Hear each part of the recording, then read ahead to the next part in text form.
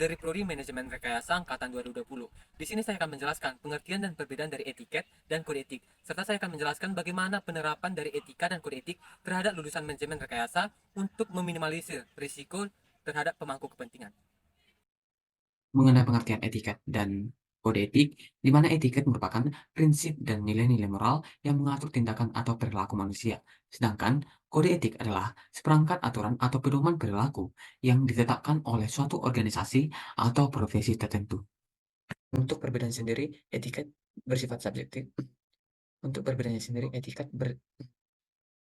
perbedaannya sendiri, etiket bersifat subjektif karena menekankan pada nilai-nilai moral dan bersifat umum karena mencakup berbagai aspek kehidupan dan tidak memiliki batasan waktu dan tempat. Sedangkan selanjutnya mengenai penerapan etiket dan kode etik terhadap profil lulusan untuk meminimalisir risiko. Saya ambil contohnya PPSC. Mengapa? Karena sangat menggambarkan manajemen rekayasa karena bertugas sebagai perencanaan produksi hingga packaging suatu produk. Sebagai seorang PPSC terdapat etiket dan kode etik yang mengatur dalam profesionalisme menjalankan tugasnya, yaitu yang pertama, kerahasiaan.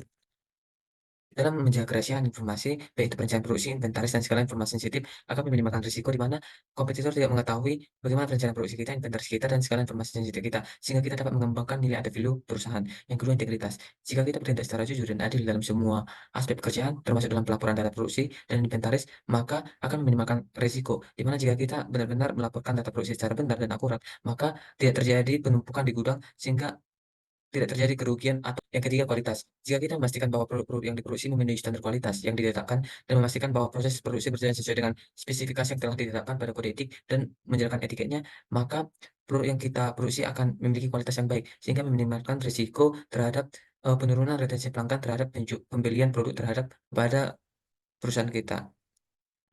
Sekian pemaparan saya mengenai etiket dan kode etik. Terima kasih.